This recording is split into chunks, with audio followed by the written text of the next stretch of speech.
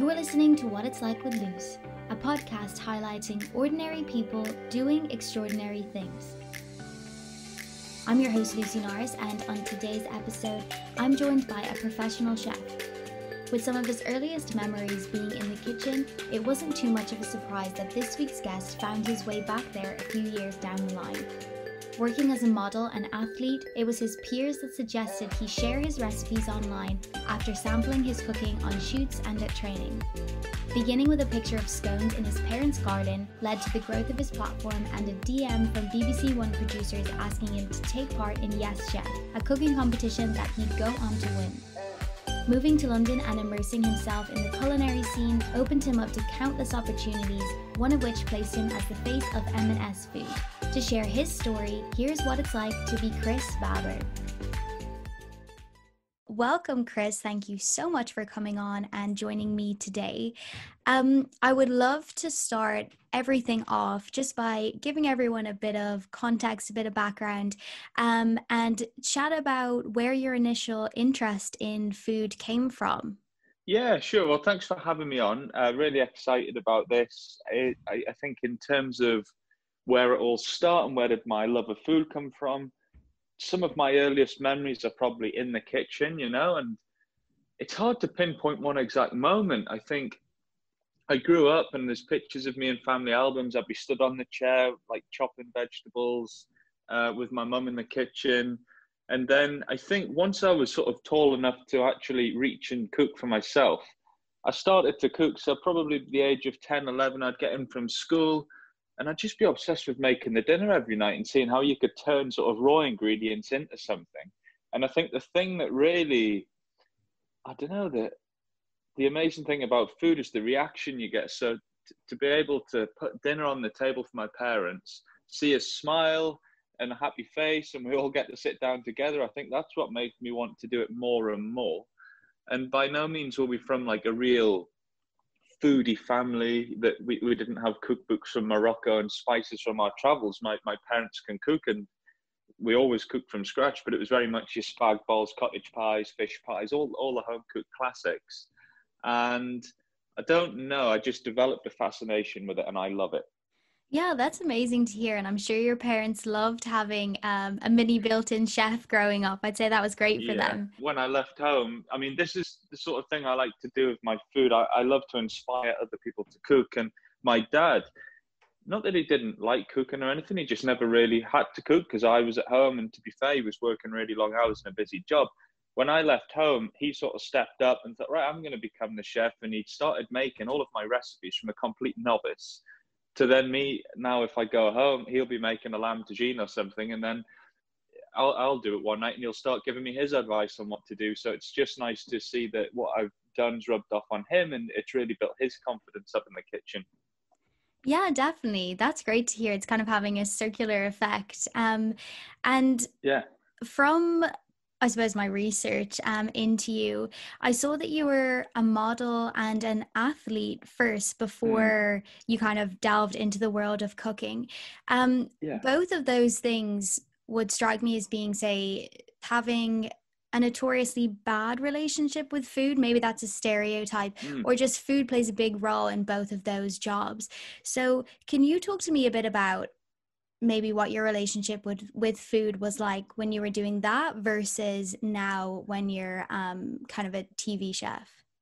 Yeah, I guess, first of all, I would say my relationship with food hasn't changed because I've got quite a good understanding of nutrition. And do you know what? One thing that really curbed the way I cook, obviously I was always cooking during my time as an athlete and a model. It was, I love food. I love to eat delicious things. I do need to stay in shape and stay incredibly fit, obviously, for the sport. But how do I still make delicious food that I want to eat for dinner? And that sort of honed in my style of cooking, that we can make the food we crave and make it healthy enough to sort of eat every day. I've never counted calories or anything like that.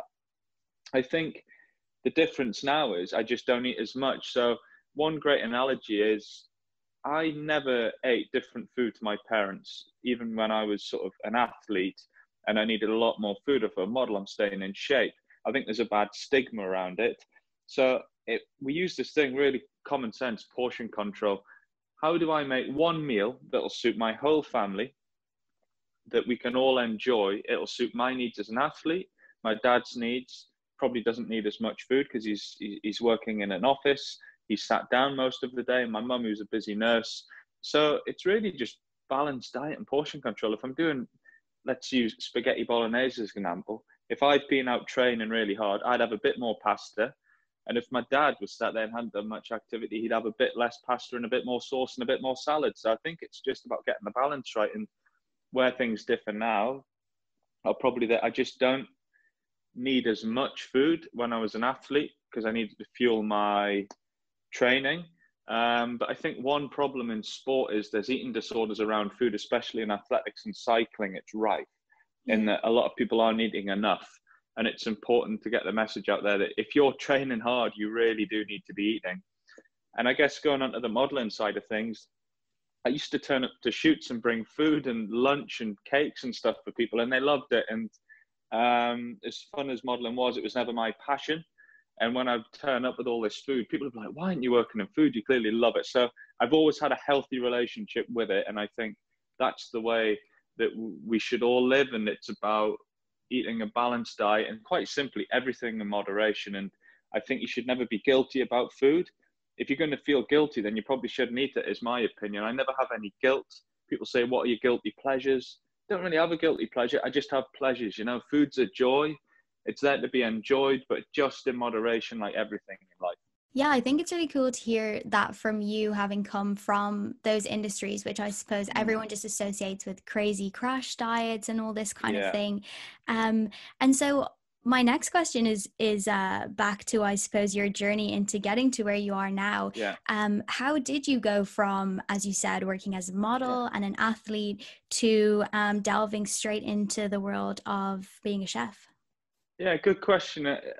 Food was always a passion, you know, and I remember being a kid, and do you know what? I never had an ambition to work in a restaurant. It never was on my mind, oh, I'd love to be a chef in a restaurant.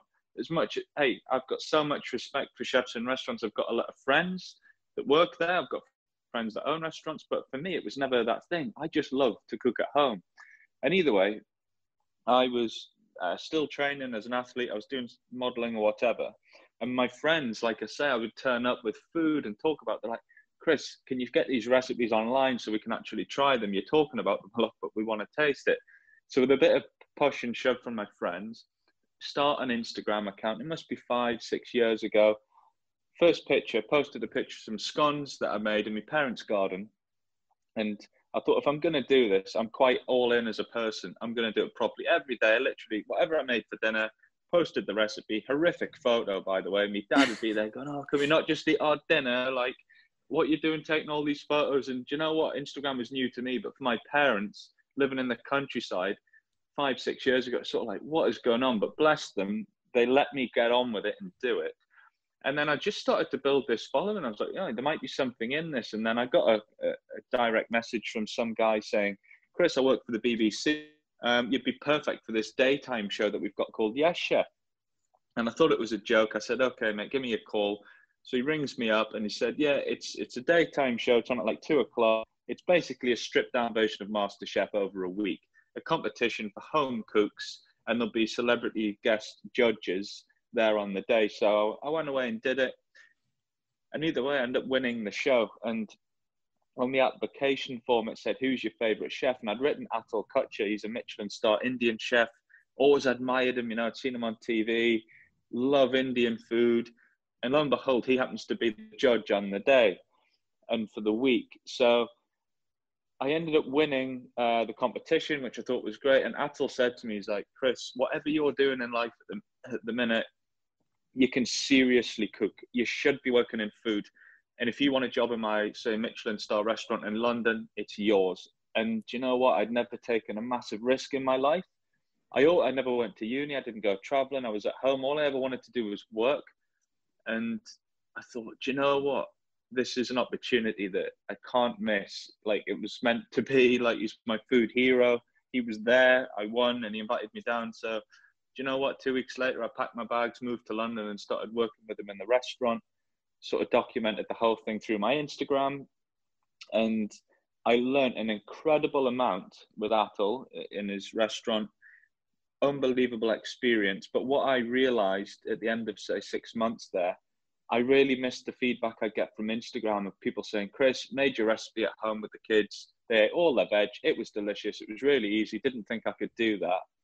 And that's when I realized what my passion in food is, actually inspiring other people to cook rather than serving it to them on a plate in a restaurant. So I decided to leave the restaurant with full support from Atul. He really, he's a dear friend and mentor now. And I sort of just pursued my dream. I didn't have any real money or backing in London, didn't really have any friends, but I just knew that I cared so much about it.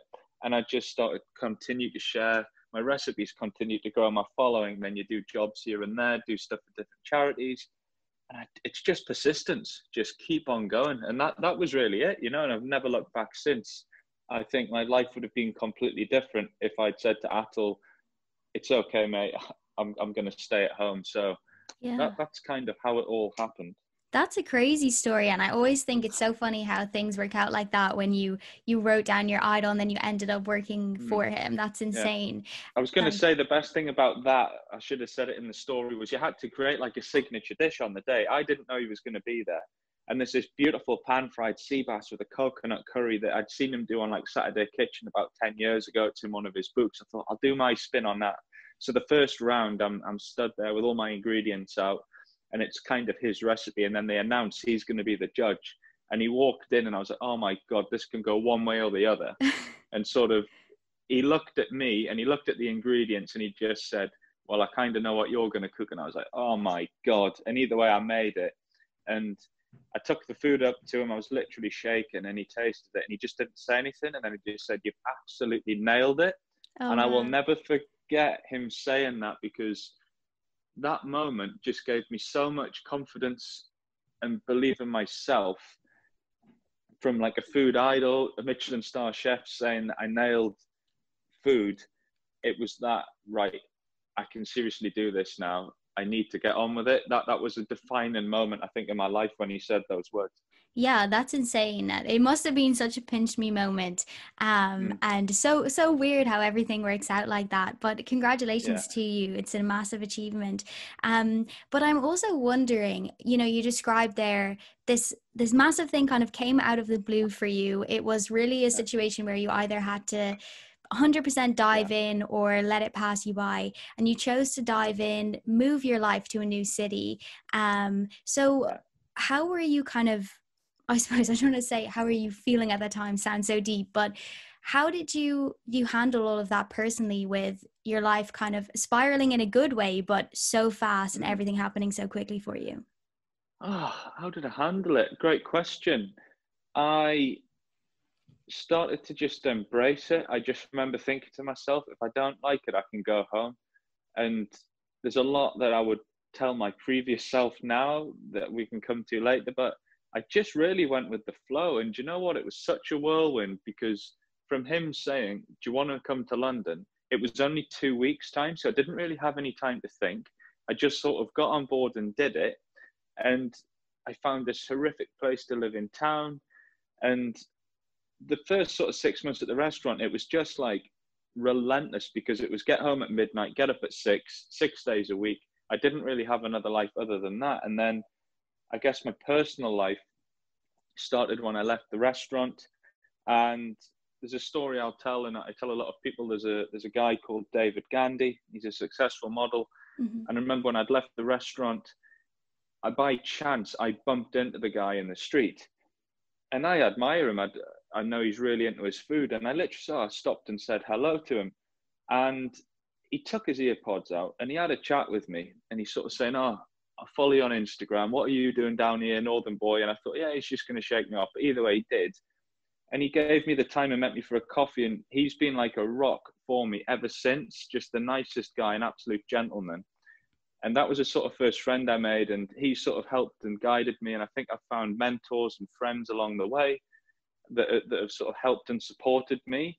And that was a big help, I'd say. But just sort of going with the flow, because there's no rule book here. Like, I haven't been to university. It's just sort of especially in the early years, just take each day as it comes and see where we get to. And just, I had so much belief in what I was doing and faith in it, and such a sort of burning desire of where I want to get to. I'd go through hard times and bad days, but ultimately I knew why I was doing it. And I think because my reason for being in London on my own with no friends was so strong, that sort of got me through every single day. But yeah, it's just been a bit of a journey, to be honest. Yeah, definitely. And I think it's a common thing, just having spoken to other people as well. It's that why. If you can figure out what your why is, you'll kind of get through anything, which is obviously what you've done, and you've created something really cool from it. So you mentioned there, I suppose, in the story we left off where you left the restaurant. So can you fill me in on what happened after that? Yeah, so I left the restaurant, and then I've gone from being employed in London to living in one of the most expensive cities probably in the world, with no income other than this desire and why I want to be there. And it was just madness. I started to go out every night, not partying, but to sort of network, make friends. And I built like a really nice network of people over time that work in the food business. And then, things lead to another, and you get asked to do a little job here and a little job there. And you meet one person who'll introduce you to the next. And it was just this relentless approach to who can I go out, who can I meet, who can I buy a coffee and just listen to them. And I always just wanted to take in as much information as I can. And I would push myself every day to share one recipe on Instagram. So I was doing this I had like a relentless attitude to content. I had to get a recipe out. And I think it probably took 6 months or so, and I ended up getting my first management team who sort of got me a few jobs here and there. And then I started just through starting to get to know people in the industry. I've done bits for Saturday Kitchen and Blue Peter. And one of my dreams and goals, I wrote it down when I moved to London on the train. I've still got that exact list of goals, was to become the face of a supermarket in the UK, because I believe my food is sort of family food. It's for everyone. It's got to be accessible, affordable, attainable, easy, using ingredients that are easy to get a hold of. And through someone that I met, I got taken to this party, which was a launch party for M&S. And I met an incredible lady called Shari, and we just clicked. And she's the marketing director of M&S. And I went in and met her and the team. And before I knew it, there was this idea to bring in sort of an ambassador for fresh food at M&S, which became myself. And that was 2 years ago now. And that was the best thing that ever happened to me. It's my dream sort of job. And every week I create fresh recipes using their ingredients for families. And it really has been amazing. And that was a pivotal moment for me.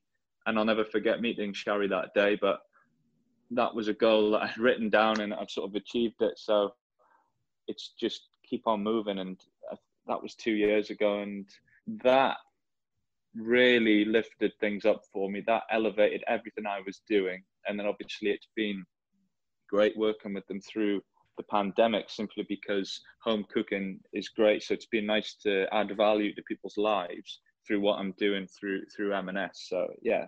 Yeah, I think in the pandemic, everyone and anyone has tried to get into the kitchen anyway, because there's not a lot else we can do. Yeah. So it's a good time for you to be sharing all of your stuff online and just promoting, as you said at the very beginning, that healthy relationship with food. Yeah. So I suppose, where do you go next when you achieve your goal? Well, I think for me, you've always got I'm very goal orientated. I've got all my goals written down. But the thing is, goals can change. You write them down, they've got to shift, things happen. It's not always the same road that you end up on. And you achieve a goal and you've got to set new targets, because I think one thing that I didn't used to do was celebrate the wins.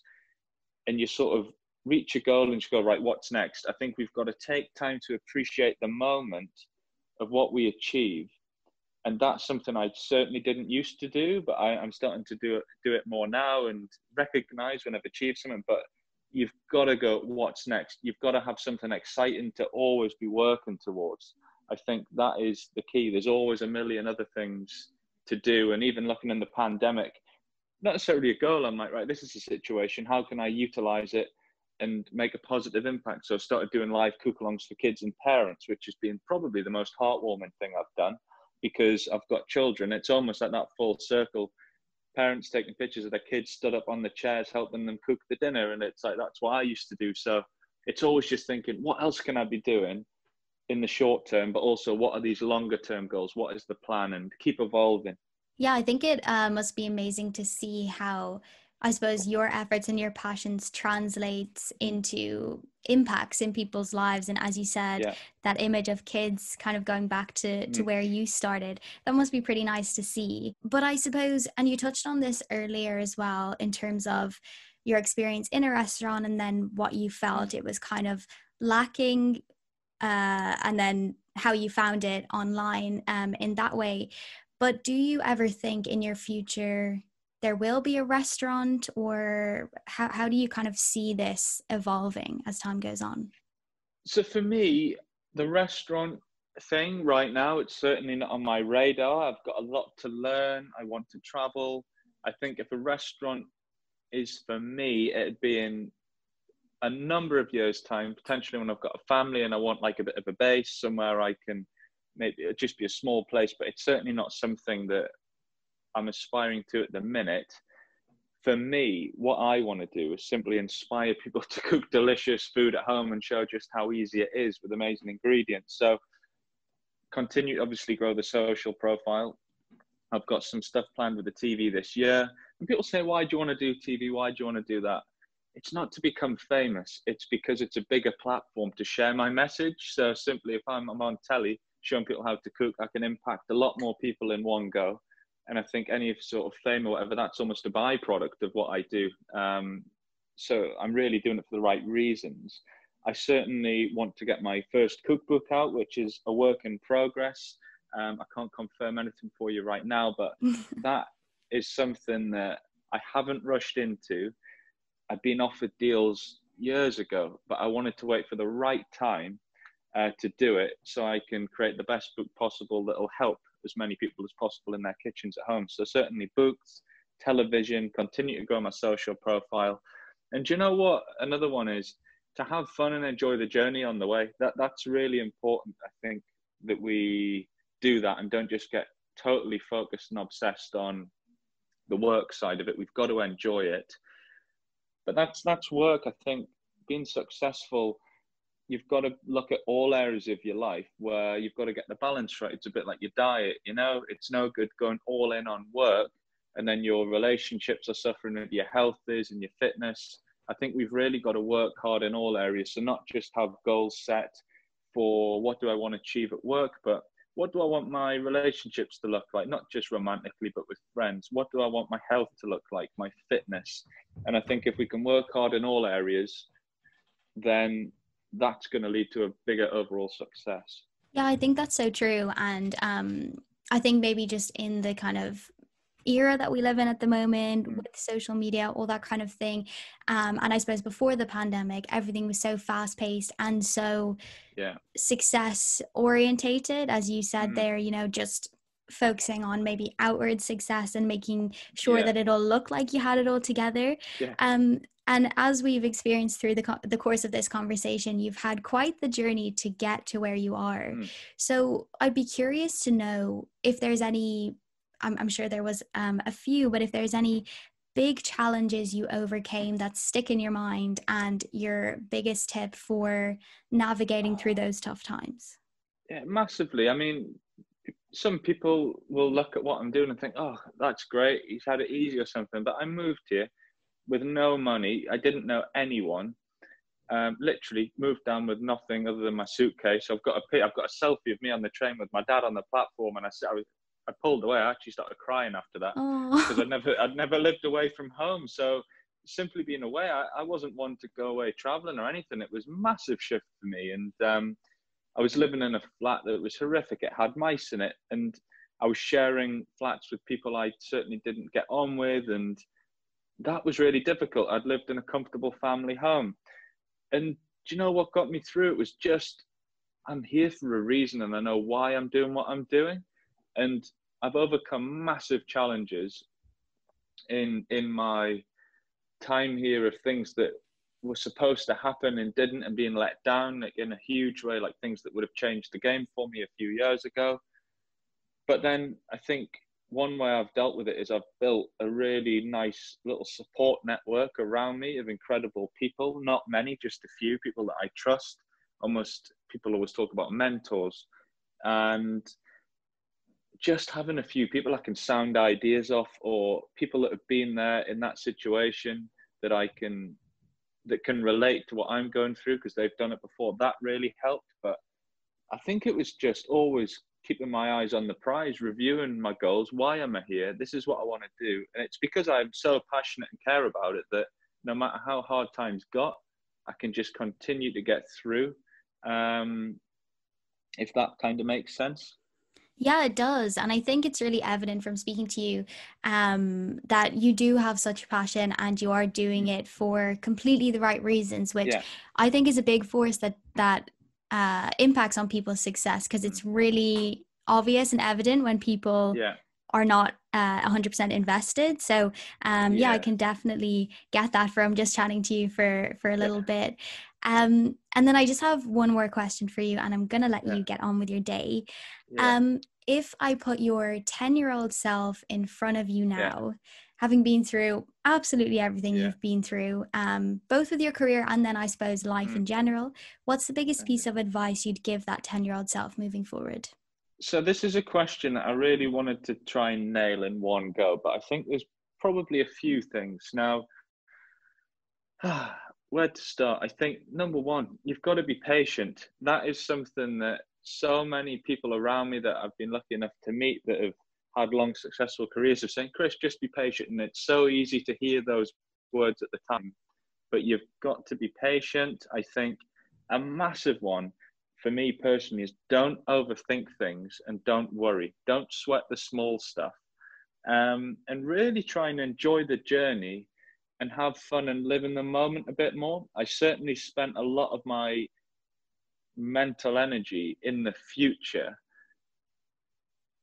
when I'd say at the start of my journey into what I'm doing now, I'd always be thinking ahead. And sometimes I look back and think, oh, I actually missed the moment there. I should have just embraced it and enjoyed it for what it was. So I think be patient, have fun, enjoy the journey, and don't sweat the small stuff. Try not to overthink things. Yeah, I love all of those. I think they're all so relevant to absolutely anyone that's listening, especially the overthinking one, because I know I'm definitely bad for that myself. It's so hard to do. I think if you can't control it, you shouldn't worry about it. And if it's something that's in my control, I'll take action and solve it. If it's not in my control, I shouldn't really waste mental energy on it because that isn't going to affect the outcome. So I think control the controllables is what I would say. And don't overthink things if you don't need to. You can often talk yourself out of something, or often you look back, what are these things that you're overthinking? And 6 months later, you think, why was I even worried about that? So that it takes time, but it's just changing that attitude. And again, just having like a positive mental attitude underlying everything. Yes, we all have bad days, but if you've just always got this positive attitude about what you're doing, I think you can't go far wrong. For me, success is more of a feeling than a thing. We can be so driven to achieve goals and we can measure success against them, absolutely, but I think success is almost a feeling of, if we can wake up excited in the morning to be doing something we're passionate about and go to bed sort of happy and satisfied at the end of the day, I think that's almost a success. And it's living the life that you want to live and be brave enough to do what you want to do. So I think it's, if you're waking up every day and you can be excited about what you're going to do and it's your passion, and go to bed happy and satisfied, I think that overall feeling is probably a success. Obviously, you're not going to feel that every day. We all have bad days, but overall, that'd be what I think. Yeah, no, I really like that. And I think just having spoke to, other people from completely unrelated walks of life and things, but they all say the same thing, that if you can turn your passion into your day job, you've pretty much nailed life, I suppose. Which you have done, which, like, to me, sitting on the other end, it's so inspiring to see that it's possible. So I've really enjoyed hearing your story. Oh, no, thank you so much for having me on. I really appreciate that. Thank you so much for listening, and as always, please rate, share, and leave a comment if you like what you hear. And don't forget to follow @WhatIt'sLikePod on Instagram and Facebook. To find out more about Chris and his food, visit the links provided in the show notes. I'll be back on Monday with more inspiring stories, but for now, this has been What It's Like with Luce.